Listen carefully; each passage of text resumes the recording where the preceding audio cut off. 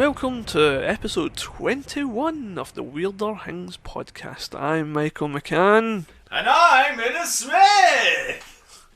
We just thought we'd really up the high energy. Yeah, Because we're I was so... quite high. Was that not high energy there? Was that not? Have you had a good week? Yes, I have had the best week ever. Yeah, I've had a fantastic week, and it's really lovely to be back. It is. I love doing this. I live for this. It's great.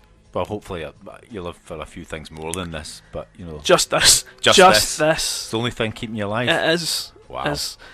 So this is Scotland's premium paranormal and weird podcast. That's a bold claim. Everybody else claims it, so I thought, why don't we just jump on the bandwagon and Well, claim it as well? That's the problem, Michael. You see, we Scots are self-effacing, and we have this anti-self-promotion chip implanted. Yeah. Well, the thing is, we're international and we're listened to in over 60 countries around the world, and that's a fact, ladies and gentlemen. So, yeah. And we're not here to argue with facts. No, It is about the paranormal after all. Yeah, exactly. Or anything weird. So we'll cover anything from serial killers to Men in Black. But I have to say, though, that things are now getting so weird now that soon normality will be weird. Yeah, it'll be normal things. And we'll be just talking... No, we'll have to still call it weirder things, but we'll just talking about what used to be normal. Yeah. You know what I mean? Do you remember when we used to have a president who didn't tweet? But you know what? You'll get letters, emails, and Death threats. death threats for that Yeah. statement. We all know that Donald Trump is fighting the evil lizard masters to liberate the true. Yeah. In fact, I was talking a couple of weeks ago to someone who was telling me all about this the Q movement. Yes, interesting. Yeah. And I'd never heard of it, and I was Right. like, "What are you talking about?" And then when I looked into it, I was like, "Oh, Sort of ex-Tea Party. You sort of cross a sort of Tea Party activist with a feverish conspiracy theorist. yeah." And basically, this is like an inside, government pedo ring kind of whistleblower. Yeah. Lizard secret government See, here overlords. the thing is though, right? Because I think that's called Pizzagate, the pedo thing. Is that right? Yeah, Am I- Pizzagate. Pizza, right. Yeah. But then you go, oh, that's actually no that mental because that has actually happened here. Like, it's actually happened in the UK. Yeah. Yeah, so you can't really go, oh, conspiracies, because it did actually happen, It was I- a thing that happened, so... And just to provide some journalistic background, yeah. we're talking about Pizzagate because when WikiLeaks released John Podesta's emails from the Democratic, basically, campaign, they had some emails as they mentioned getting pizza and fast food quite often. Yeah. And the suspicion or the idea is that this is actually paedophile code for children. Right, okay. And then through some kind of imaginative leap or logical progression, they thought, well, maybe quite literally the children are stored in a pizza restaurant, and actually a young man with an assault rifle stormed that said pizza restaurant and said, "Show me the basement full of kids, you evil lizard pedo." Did that happen? Really? Yeah. I didn't know did you about not this. know I about didn't know this? this. No. And they actually, so this was like a pizza restaurant in Washington that was frequented by the Democratic Party. Right. And basically, so some young gentleman, some truther Yes. with an assault rifle Yeah. demanded to set the kids free in the basement, and it took quite a while, but they had to say, look, we have no basement, and actually they had no basement. But Right. it was interesting that it got to that stage. Yeah, definitely. That, and you no know, one got hurt. No one got hurt. No, there was no shootout. It was basically, Right. as he did actually say, yeah, fair enough. There is no basement. Ah. I'm assuming there was quite a lot of looking at the ground. Right, okay, yeah, like moving fridges and stuff like that. Yeah, Too, say, yeah. yeah. Look, there really is no trapdoor, mate. There really is no Yeah, basement. this is literally just a pizza. So it turns out they were actually just trying to order pizza. Yeah, but now you're part of the paedophile ring conspiracy by sheer mocking it. But yeah, the context was... Technically it wasn't, I was just... But the reason why Michael talks, we have to put everything in context, because I think a lot of people listen to things and make an assumption that everyone knows what we're on about. But just for the full disclosure, is in our own country, there was apparently a parliamentary investigation into an alleged paedophile ring, or paedophiles being protected by the government because they were government insiders, either politicians or civil servants. Yeah. And those files were lost by our present Prime Minister Theresa May, who used to be our Home Secretary. Yeah. So there was an investigation. There were files, but they were lost. They lost it. They lost them. They lost them. They probably rolled them up and stuck them inside. Jesus Christ, Dennis. And then, I'm going to need to edit that out. Oh my God. when the lizards. Yeah, that's to getting feast. edited out. Oh my God. I had to edit the a few weeks. I thought that might piss some people off. So. No, just beep that. You know, Yeah, I'm just going to blank just that say out. maybe they rolled up and stuck it inside that, and then just bleep that all up. Yeah. Woo! We're off to a flyer. Yeah. So if you want to get in touch and complain about anything we've said so far, because there's nothing, I can't see anything controversial. Whether or not you consider us to be liberal shills because we've dissed President Trump. Yeah. Whether you think we're actually part of some kind of government inside paedophile ring conspiracy.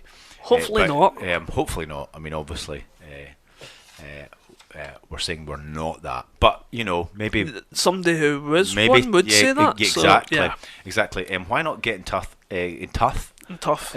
Why not get tough? Why not communicate with us? This is where to send your death threats, basically. Yes. It's we on Twitter, Weirder Podcast, and by email, weirderthingspodcast@gmail.com. And just because I think we should say this, we disapprove of paedophiles and their rings. Whether they're lone operators or they get together and do it. Yeah. We just yeah. like to put it out there. We're really not fans.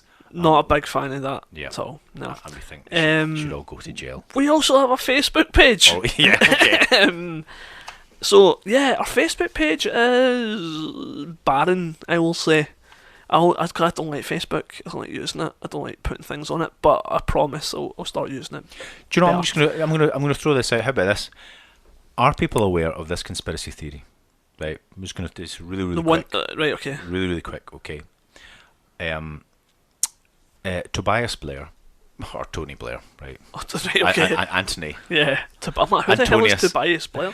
Antonius Blair. Tony Blair. Okay. Alright, I like this. Yeah. Yeah. Okay, Tony Blair. I don't like it, but you know what I mean. Okay, so you probably know where I'm going with this, but basically, Tony Blair, when he was elected Prime Minister back in the 90s, was an extremely popular Prime Minister and seemed to very much be in tune with the public mood. So basically, he didn't really tend to put a foot wrong, and he always tended to go along with public opinion. Sometimes, in my opinion, even when he perhaps shouldn't have. Yeah. You know, he was just, you know, whatever was the public consensus, he would go along with. So he seemed to be very much in tune with the public mood, until bizarrely, when after 9/11 and America was attacked in those horrific terrorist attacks, and America for some reason decided that it was Iraq's fault, and spoiler alert, it never was. Yeah. Never was, even though apparently something like 40% of Americans still think Iraq had something to do with it.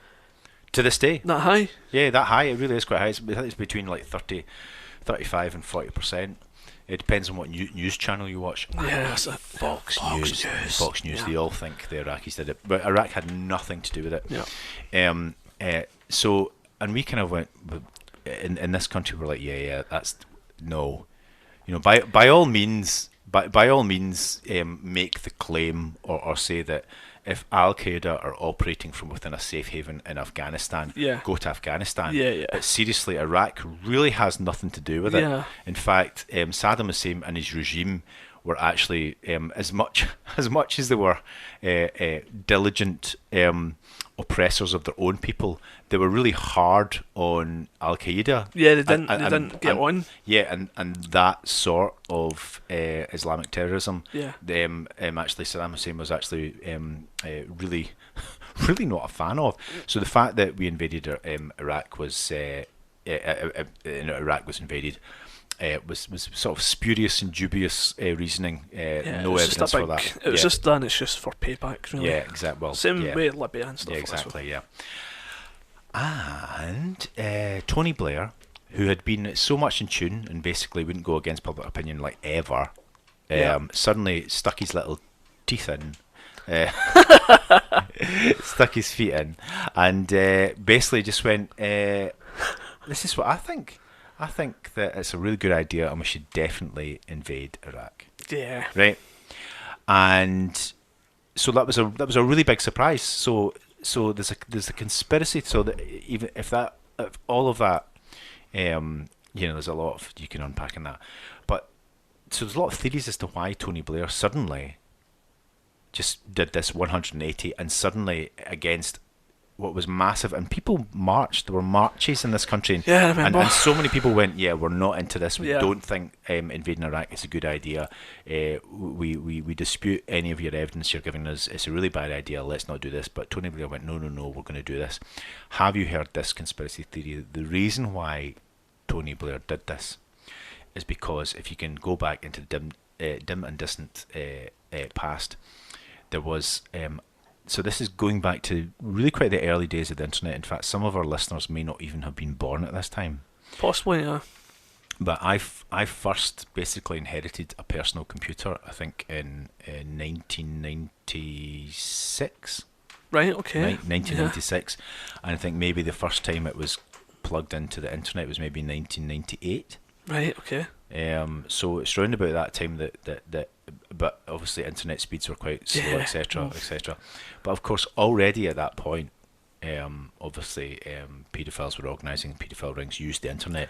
So Right. so really quite early, Embracing technology. embracing technology, and but the FBI were all over this, and what they did is they did a paedophile sting operation to basically because at that point you could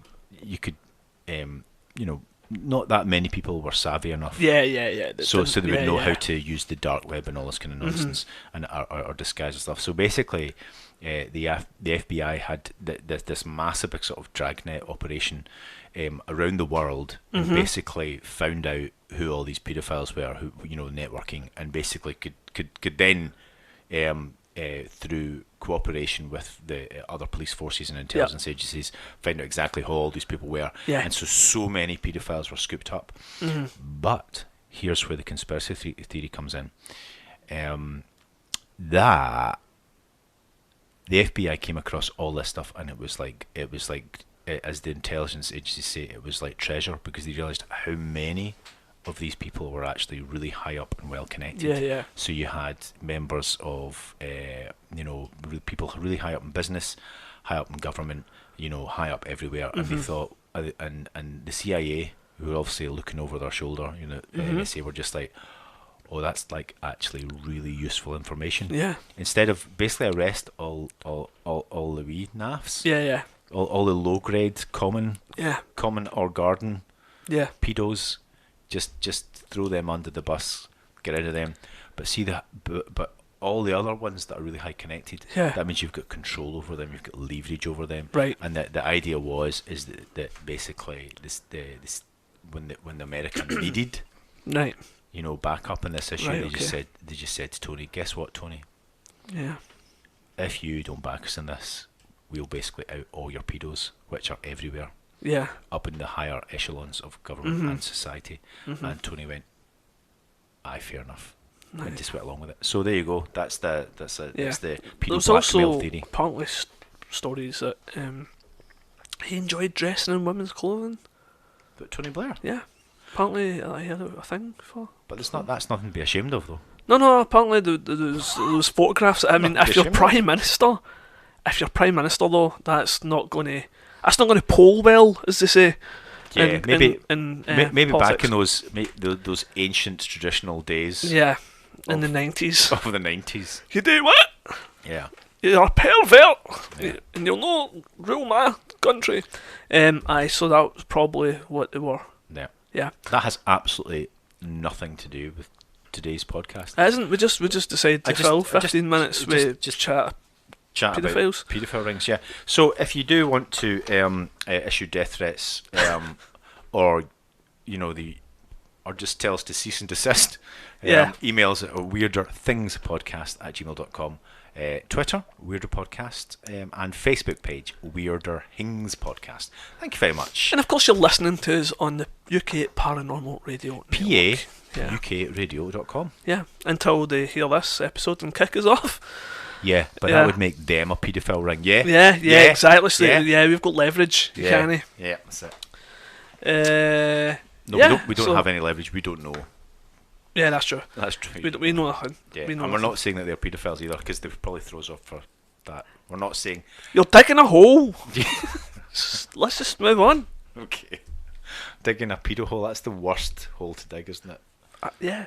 So it's always a slippery slope when you broach that subject. Whether it be to discuss the conspiracies behind it or not, you always end up, there's that risk that you might, upset someone somewhere. Yeah. Anyway, this week's subject Yeah, just gently segue. segue, yeah. Yeah, it's something that we've been saying we were going to do for ages, and we for some reason never really got around to it until I discovered last night that we hadn't done it. Is haunted castles. I think me and you wanted to actually go to some haunted castles. We did. It's not happened yet, but it but- will. Yeah, but our schedules are just so busy with life that we don't have time to go gallivanting around Scotland. Many haunted castles. I read a stat last night. Scotland has had at one point 2,000 castles. 2,000. 2,000. It had at one point. At one point had 2,000 castles. Does it not still have them, that amount? That's quite a Well, lot, it would probably a lot. Like some of them maybe fell down or got burned down or knocked down or whatever. But yeah, there's. I mean, if you're into castles, then Scotland is the place to be. Yeah, we used to have I've recently written a few films about the Wars of Independence, and I think the really sad thing is one of our biggest that was Roxburgh Castle, and it was one of our biggest and most important ones because it was pretty much right in it was really near the English border. Yeah, So obviously it was a big kind of like defending yeah, Scotland from those crazy yeah. Think of types. the wall from Game of Thrones. There you go, so don't know what that is because you've not watched it. Yeah, but it was a big fearsome castle. But there's virtually nothing that remains of it now. Really, it's Yeah, completely gone. Yeah. it's just completely gone because it was trashed basically over the centuries. But, Who done that in us?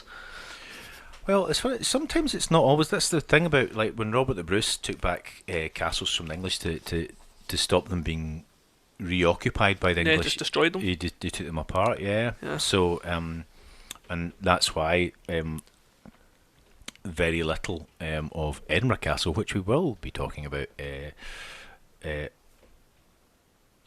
That is medieval, survives to the. There's only one. There's basically just one medieval building that survives. Yeah, to and the rest is kind of rebuilt over the years. Yeah, since Big Rab knocked it down. Yeah, we just go about trashing our castle. So yeah, we had at one point 2,000. I don't know how many we have now, but if you have a child who's into fairies and princesses and castles and all that jazz, Go to Wales. go to Wales because there were loads of castles as well, and they knock theirs down.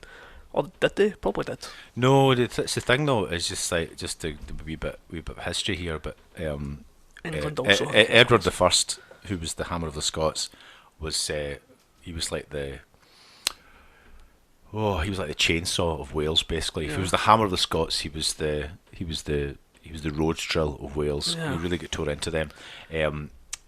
But he sort of just murdered whole swathes of Welsh people and basically repopulated a lot of Eastern Wales with English people. Yeah, Basically. I'm going to lie to you, I don't like the sound of this guy. His nickname, Ted. is Big raises Ted. questions. Yeah, Yeah, Longshanks, yeah, big legs. Anyway, this Plantagenet chap, is so he basically conquered Wales and kind of built these enormous, amazing medieval castles. So when you think of a fairy tale castle, yeah. probably the best place to go and see one of those sort of fairy tale castles is Wales, because basically Wales is full of them. Or Because, Germany, because there's oh yeah, Germans do really good fairy tale they do that. castles. But Yeah. but in terms of sort of medieval fairy tale castles, go to Wales, because the English built loads of huge castles in Wales. But of course they were enormous and very expensive. So when they actually came to invading and conquering Scotland, they had no money to build Yeah. any more castles. Yeah. So that's why they just kind of occupied the Scottish ones. But they had no money left over, because he was also fighting the French as well. Yeah. He had no money to build any new castles. So Yeah. there you go.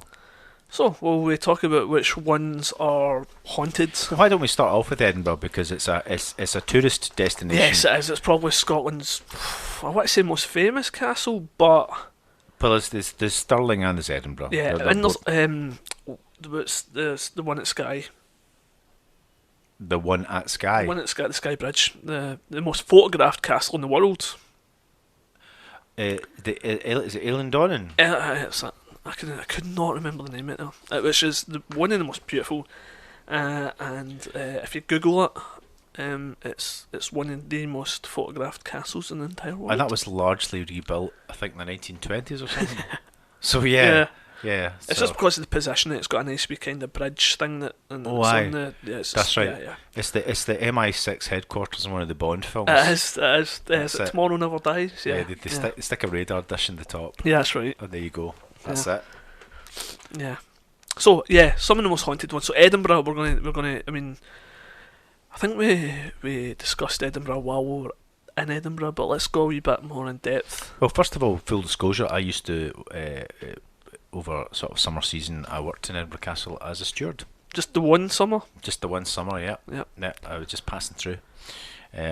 So yeah, Edinburgh does have a history. Well, quite an extraordinary history. It goes even way back to sort of the sort of Iron Age, basically.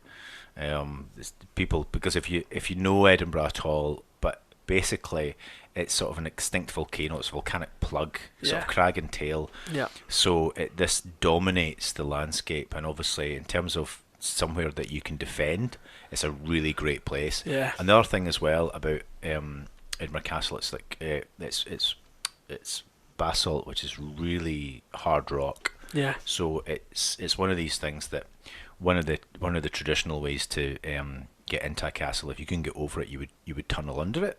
Yeah. But of course, that's the really good thing about Edinburgh Castle. It's really hard to tunnel under it. Now there Yeah. are tunnels, Yes. and including they actually in the 20th century built a sort of road tunnel, so you can actually drive up underneath Yeah. to get into Edinburgh Castle. But obviously, if you're laying siege, Yeah. it would take you ages. Yeah. And Yeah. yeah. And you need a really good drill as well, which they probably didn't have back then. Right. So Edinburgh Castle, does it have haunted places? Yes, it does. There's meant to be a ghost of a doggy because it's got a little pet cemetery. Oh. Because regiments have mascots. Yeah. So I think it is still, whether or not it's an administrative, it certainly was the regimental headquarters of the Royal Scots, and I think the Scots Greys, but I think I think they're at Dreghorn Barracks now, Right. and it's just the museums Right, that okay. they've got there now. Yeah. But there's an enormous barracks building. Mhm. You know, you can see it. Yep. So the biggest building that you see was sort of an old barracks, and then there's a little hostel next door to it, and it's a small prison as well. Yeah. Yeah. And Or a brig, I believe it's called. oh, right, there you go. And You worked there, for God's sake, should know this. So yeah, in terms of the parts of it that are haunted, so you've got the doggy and the pet cemetery. That's why I told you about the army, because every regiment has a mascot. Yeah. So the regimental mascots, who are often dogs, but often goats and things like that. And Yeah, horses goats like that, and horses. yeah. So but also it was just the thing that the pets of the soldiers were allowed to be buried. Yeah. So the places that are haunted, you've got the Doggate. There's I know you're itching to tell your story about the tunnels, but another part as well is that there's a prison. There's a part that was actually used as a prison for French sailors during the Napoleonic Wars.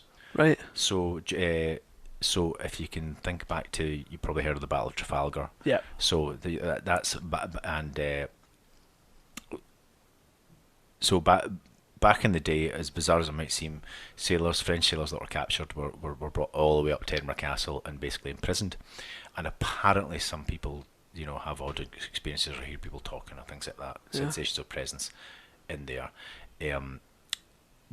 Because it is it's a royal palace, and because often because of the associations, it's also, well, it certainly was an army base, but because the army still has a presence there, they often have armed guards. So it's, and they certainly have armed guards at night. Yeah, I told my famous story about the. But apparently, some people, have witnessed odd things, etc. at night. You don't really get many details out of people, but other than they were quite spooked and they might have seen or seen somebody or heard something, but there's nobody there, and that spooks them out. So yeah, and there's a story of the underground tunnels. Is there actually underground tunnels that stretch the length of the Royal Mile? Well, you see, this is where I personally, the whole thing about if you put the word secret in front of anything, then then you're like, well, what really is it? Is there such a thing? Certainly, there are rooms. Sort of the royal palace part, and so you've got the chambers that that were stayed in by Queen Mary Stuart, Mary Queen of Scots, which always seems odd if you're Scottish to say she's the Queen of Scots, because so Queen Mary, Mary Stuart, is she gave birth to James VI in these royal apartments, and apparently they go down much further. So there's lots of basements and levels that go down and down, but they don't. It's not like it's not like an elevator that keeps going down and down and down and down. They stop at some point. So whether or not there is a tunnel that goes all the way, I doubt it, just because of the rock. It's hard to tunnel. It would have been just an absolutely insane effort. And the thing is, though, is there is like a trench or a pit that's dug out right in front of Edinburgh Castle. Right. So you walk over. You walk over this little sort of drop, and it doesn't withdraw anymore. But this bridge. At one time it would have, though, right? Yeah, and so there's this large trench, and that must have taken ages to dig out. But imagine tunneling way underneath that would have taken ages. Okay. Just because the if you compare a very similar site in Glasgow, which is basically the necropolis, which is where is obviously there's not that much topsoil, and the idea was they were going to tunnel underneath it, and then they hit the basalt, this really hard rock, and they went, that's not bothering. That's the Victorians not bothering. So if you think the Victorians eventually went, let's. I know, and they didn't get up easily, the Victorians. I know they didn't get up easily, and they did, and the most extraordinary civil engineering projects. They set in many ways they basically built the modern world up that we still enjoy to this day, but they gave up. So I don't think that people like maybe 2, 3, 4, 5 centuries before them would, Because the thing is, the reason I ask is because there's a story, and my mum used to tell me this story when I was wee. I've heard the story too. About the Piper. Yeah, apparently there are tunnels underneath the there's castle. Tunnels, and they stretch the length of the Royal Mile, and somebody one day went, we don't know where these go, so you go down the tunnels with your bagpipes, play your bagpipes, and wander around, and we'll see how far you get. And then the bagpipes stopped, and then they never found them again. So, and to this day, apparently people can hear the bagpipes in the Piper. To be fair, it is Edinburgh. It is, exactly. That's my main thought. Yeah, you can always hear bagpipes on the wind in Edinburgh. And if you go back and listen to our Edinburgh episode where we went to Edinburgh, you'll hear bagpipes in the background. Yeah. So you're saying that story potentially no real? I'm skeptical. I mean, it's not impossible. What about the drummer boy who is often heard when the castle's about to be attacked? Apparently there's a spirit of a drummer boy. Well, the castle, it's been quite a few years since the castle's been at risk of attack. Yeah. So nobody's going to really have heard that, Yeah, right? exactly. So when was the last time that would have been? Second World War? The castle was never under attack. I've accidentally dropped a bomb on I mean, there was a siege of Edinburgh. This is going back to uh,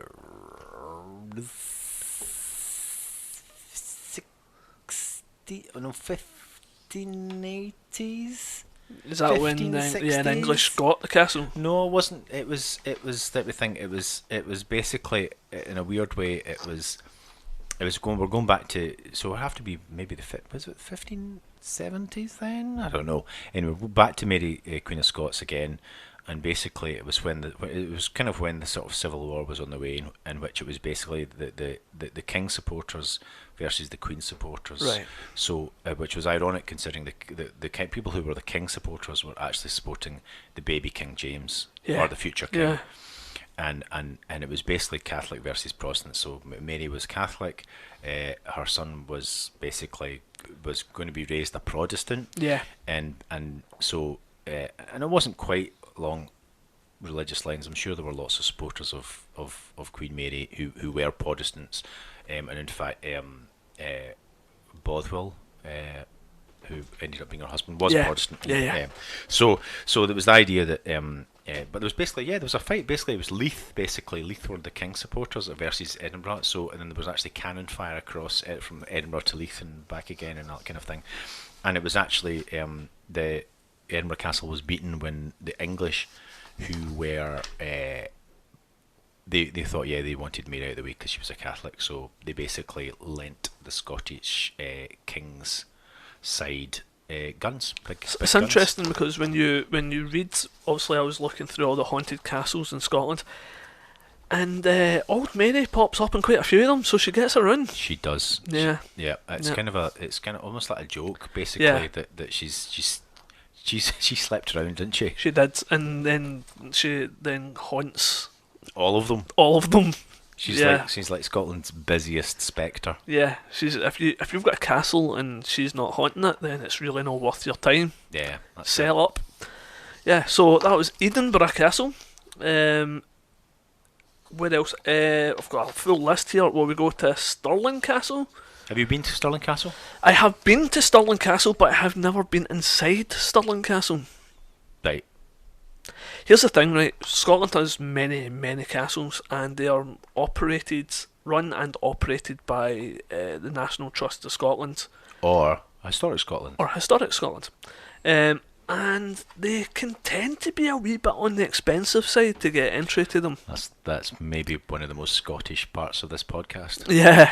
Yeah, right. So Edinburgh Castle, for instance, is about £25. Tell you more about these tourist attractions, but there was an admission fee, and therefore we have nothing more to say.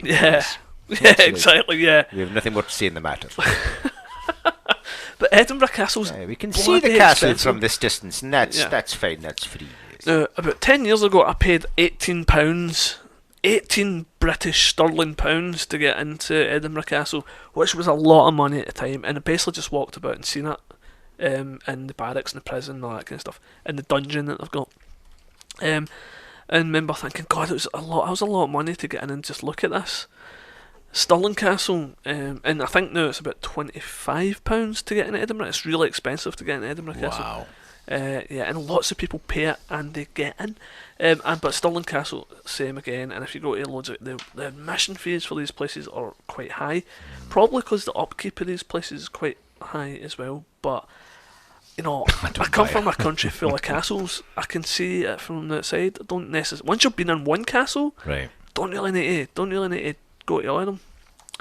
So so I have been to Stirling Castle, but I've never been inside it because I assume it's just going to look the exact same as Edinburgh Castle. Edinburgh Castle, it's almost like doing my tourist bit again. But Edinburgh Castle, has some added attractions in terms of we've got the National War Memorial, which is a fine building. Which personally I don't think you have to pay to see. All right, and there's the Scottish Crown Jewels, the second oldest crown jewels in Europe, and also the Stone of Destiny is there. Yeah, again, shouldn't have to pay to see those. Those are, we're quite proud about those things. They should belong to everybody in Scotland. You shouldn't have to pay to get in. You just think you should rock up and go, I'm Scottish. Right, here's the thing, They right? let you in. Same kind of thing. Uh, Technically a Catholic, right? You're technically a Catholic. I'm technically a Catholic. I was baptised, christened, communed, confirmed, all that stuff, right? Well, you're Went a to Catholic. Catholic schools, right? You're a Catholic. Then I am a Catholic, but I'm not a non-practicing. However, when I went to Rome and went to the Vatican, right, I had to pay to get in. That to me is weird. I shouldn't have to pay to get into the Vatican. As a Protestant, I should pay double. Yeah, exactly. You should pay Other the fee religions. for me. Yeah. Yeah, so I should be able to just walk Catholic, 'Cause walk that's- right in. That's your head office. Exactly. You're an employee. Exactly. Yeah. Well, kinda. But you know what I mean? It's I shouldn't have to pay. Some cathedrals or etc. You need to pay to get in as well. And I'm like, I just don't think that being a Catholic, I should have to pay to get in what is technically a place of worship to me. Can you imagine if Do you have to pay mosques? to Yeah. Can you imagine if mosques started charging Muslims to get in? I- That would not go down well. pray? I don't think so, no. Exactly. So why should we be any different? But there you go. Anyway, so that's why I don't pay to get into castles or see the Crown Jewels or the Stone of Destiny, because it should belong to the people of Scotland and it should technically belong to us. So shouldn't have to pay to see it. Okay. Anyway. That would mean presumably you would just ensure that these government agencies had enough funding and therefore they could be free all the time. Yeah. All right. Okay. So is Stirling Castle haunted?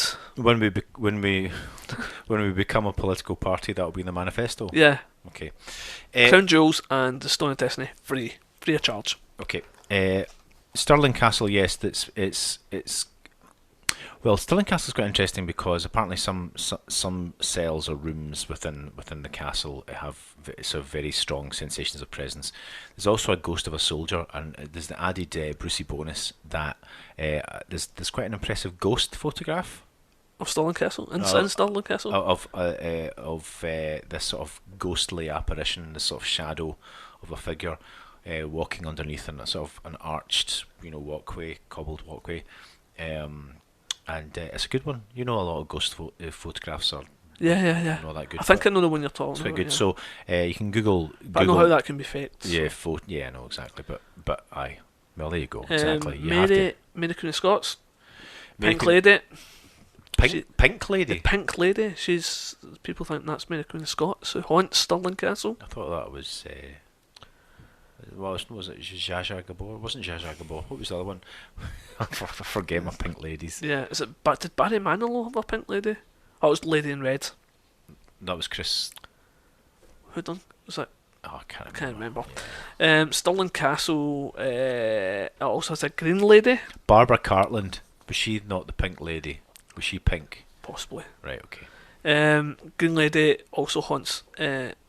She is believed to be one of Mary Queen of Scots' servants. Okay. She haunts Stirling Castle, Okay. reportedly. Still, that's the question mark. A lot of places can have a reputation for haunting, but So will we move it on to? maybe on to places we've been. I mean, over. Yeah. So I was just gonna say, do you want to tell the kick off? Yeah, go Kick for off it. those things. Okay. Well, I'll do the sort of quick ones. In terms of touristy locations, is Glam's Castle. Yeah, or that's a good one. Or Glamis Castle. Said to be one it of was- the most haunted places in Britain. Yeah, Glamis Castle. That's how it sounds, but we say Glams basically. Birthplace of the Queen Mother. Birthplace of the present monarch's mother. Who's dead? Elizabeth Bowes Lyons. But yeah, so there you go. She was Scottish. Yeah.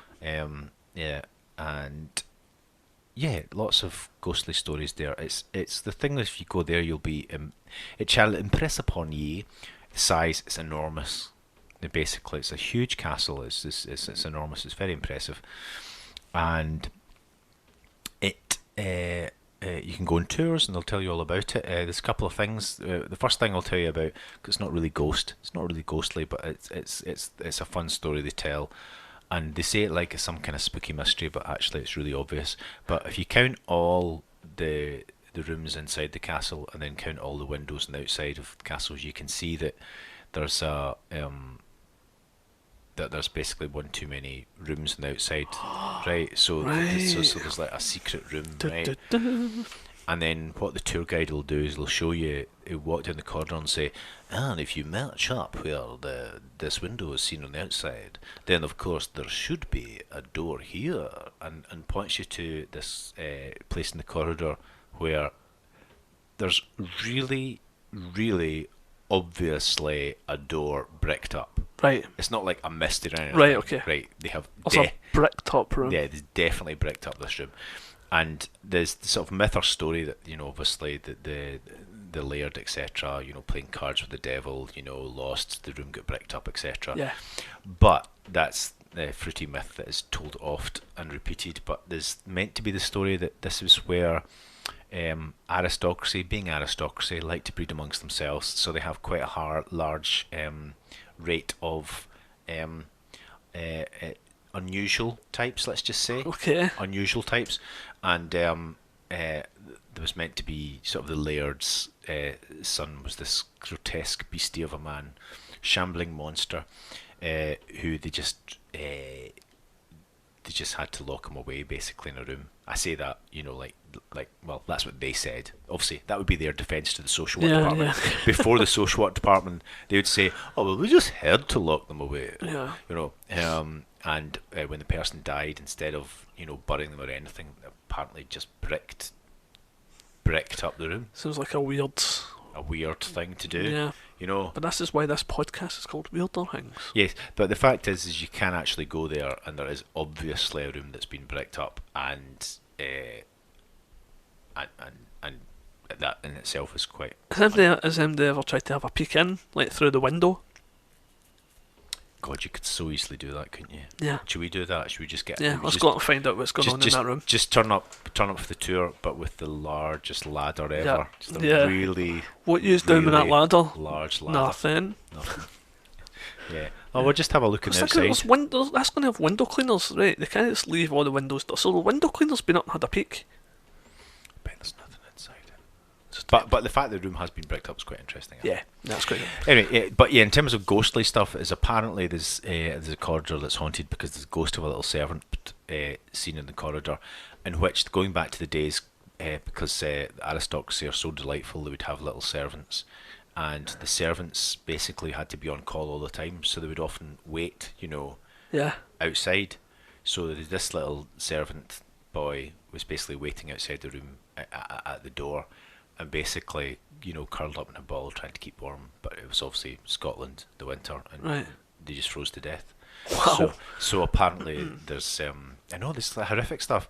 Just like the amount of like servants freezing to death, but also another, just while we're on the subject, is before this was, there was some unusual mechanical contraptions to keep meat turning on a spit. Yeah. But before these, this process was sort of mechanized. Obviously somebody would just stand there and constantly turn the spit, and often that would just be left to like some kind of kitchen boy. Right? Yeah. But often the heat was so bad that the children would just die. They would actually just get cooked, basically. Wow. Because they would be so, it'd be so hot. Yeah. Just like, oh my God. Keep turning it. Right. No, you're not getting away. Keep turning it. Right. And basically the children would die. Right. Horrific. So you either froze to death or were horrendously burned to death. Yeah, Cooked. exactly. That's it. Oh man. Right. What was the one? Right, tell us your quickly. Tell us your experience. Okay, well, this is Menard Castle. It's still available for weddings, but you can't stay there. You can't stay there anymore, unfortunately. It used to be a B&B, so you could book a room. It was very reasonable, but you can't do that anymore. Oh. But you can still go there for weddings and big functions, basically. Okay, so just fake a wedding. Will we Yeah. fake a wedding? That was good. Yeah, we'll both turn up. We'll both take the short straw and dress up. Yeah. In white dresses.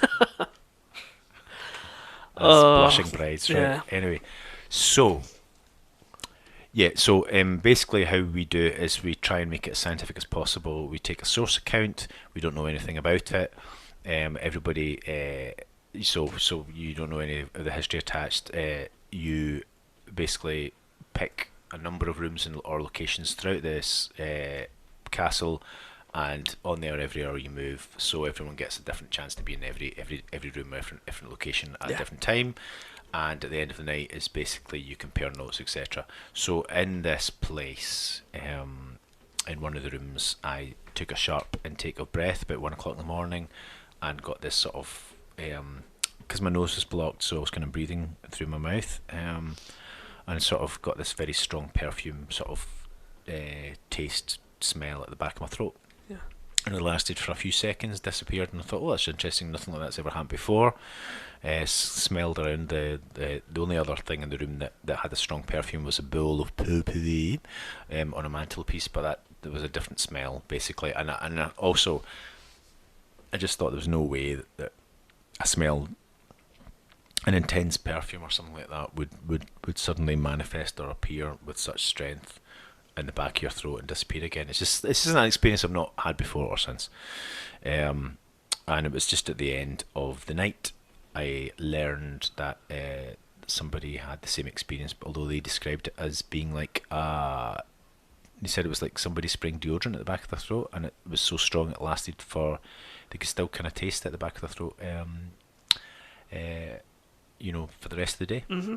Really, really strong. But what was interesting is there was a room in there that this person had experienced, but this an unquiet spirit, lots of loud banging sounds, etc.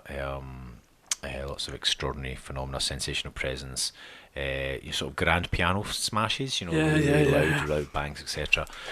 So yeah, lots of hot haunted action, and that was meant, according to a medium, whether or not you believe these people or not, the medium said that this was the ghost of somebody that used to work for the family, like a groundsman or some kind of junior butler or something, and they hanged themselves in that room. That's a lovely story. Yeah, so that's nice. yeah, exactly. So. So what was the one down the borders? You had a really good story about this one. Well, I don't know whether it's a really good story, but we'll find out about this. But basically, this is going back to the days. Listeners be the judge of that. Yeah, exactly. So this is going back to the days when there wasn't. This is the thing though, is we even found this. What's it called? Hauntedhotels.com or hauntedrooms.com is a thing. Hauntedrooms.co.uk, in which of which we are not sponsored by. No, we're not sponsored by. But if you want to sling us some dough, we'll take that. We'll take it. Thanks. But when I started, which is like ancient history, but basically back in the year 2000, so this is before like Most Haunted in this country, so it's before a lot of these sorts of programs were on the telly, and paranormal investigating was, very few people did it. It was quite a rare thing, and a lot of commercial properties like hotels and inns and B&Bs, etc., is they really didn't want a reputation for being haunted. They really did not want it. They were quite nervous about it, quite shy. And we were due to go on a vigil, do an investigation on site of this castle, which is now a hotel, and it was all set up. And basically, at the last minute, they just got the fear and said no, because most of their business was through doing weddings and functions like that. And they thought, oh, but what if people don't like it's being haunted? And but now this place is very, very happy to tell everyone it's haunted. It's apparently featured in programs and documentaries and blah blah blah. And I don't think, I've had a look at the website and I can't see any evidence of it describing it being haunted. But I remember looking at the website before, and it did mention it. It was quite happy to mention it, and it's Borthwick Castle. So Borthwick at the height of things like Most Haunted stuff, like, let's get some business in, because we'll get all the spooky people in. I mean, there are now hotels that advertise themselves on the basis. This website, because people will pay big bucks to stay somewhere that's haunted. But Borthwick Castle is apparently it's got a large banqueting hall, and that's meant to be haunted by the ghosts of soldiers. It's very beautiful. We had a look on the website. Yeah. It's really nice. But there's one particular room in which people experience something odd. Now, what if this was a story told to us by a manager, is that there was a Japanese businessman was staying there overnight. And this is the thing though, a lot of people, they don't tell anyone anything, but of course they ask people, how was your, and a lot of bleary-eyed, stressed out people at breakfast time going, so did you sleep well? And they're like, well, actually no, because I woke up and in the middle of the night, heavy sensational presence, and saw somebody standing looking at me at the bottom of the bed. You know, Yeah, which is you, the worst place you can see somebody standing in the middle of the night. yeah, exactly. So, well, do you know what? I'd rather at the bottom of the bed rather than right at the side of the bed. Yeah, You true know- enough, you right, know what fair I mean? enough, yeah. You know what I mean? So, so,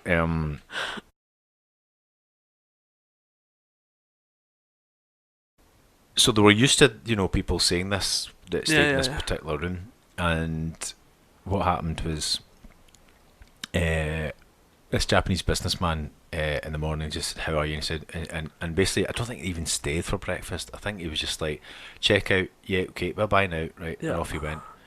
And they went up to basically change the bedding and Yeah. room service, that whole thing. Basically, it's not called room service, is it? It's called Turnover. turnover, right? Whatever.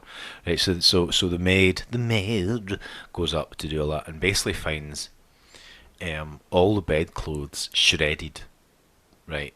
Right. Put into cut into strips Right. and and just hung around the room, Right. right? And it just thought this is so they're like, what? Wow. Yeah. Have we got his credit card details? Well, no, and then it was apparently when they looked into this, they found out it's a traditional Shinto method of exorcism or keeping away evil spirits. Right, okay. So this guy, this Japanese businessman in the middle of the night, obviously had his experience, whatever that was. Yeah. I just went, right, I know how to deal with this.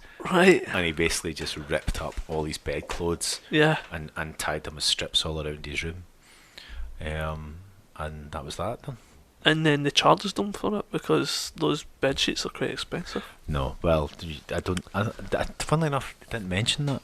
I think they let him off the hook because they thought, well, fair enough, Yeah, that would just be like, fair play. yeah.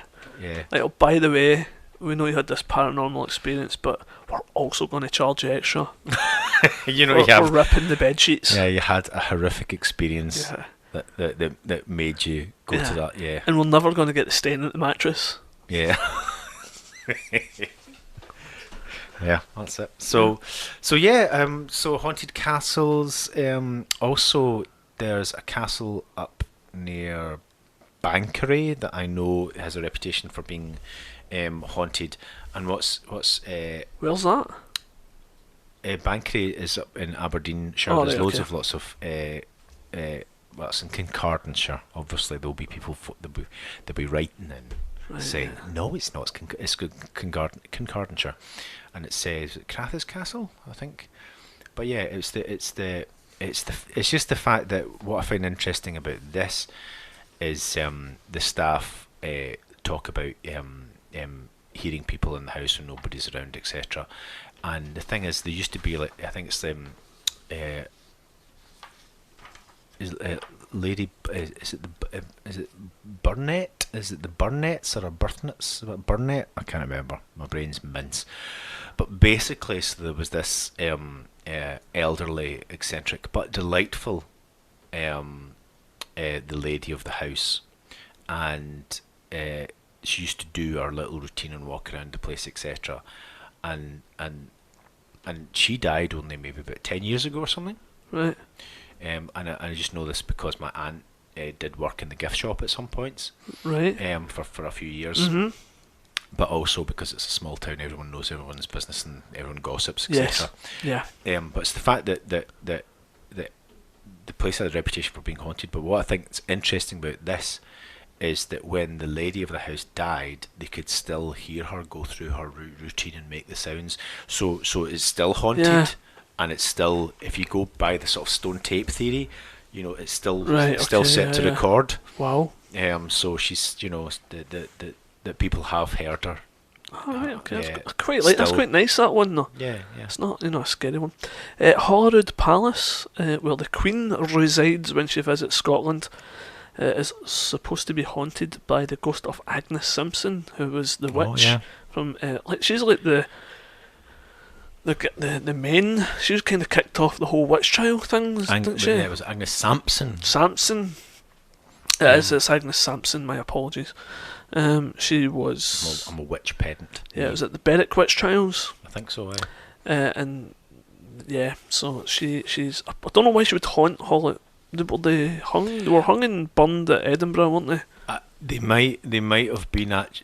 I mean, the traditional place for public executions was basically outside sort of St Giles Cathedral, Yeah. but they may have, for whatever reason, been done in next to Holyrood Palace or the Right, church at the time. yeah. Yeah, so that might have been. Yeah, I what just happened. found that interesting why she would haunt there. Yeah, but that might, for whatever reason. They call her Bald Agnes, so I take it she must have been bald. Or maybe they they shaved her head off. I don't know. Shaved her head off. She had her, ooh, well, it was medieval time, so that was actually a possibility. But the 16th century. Yeah.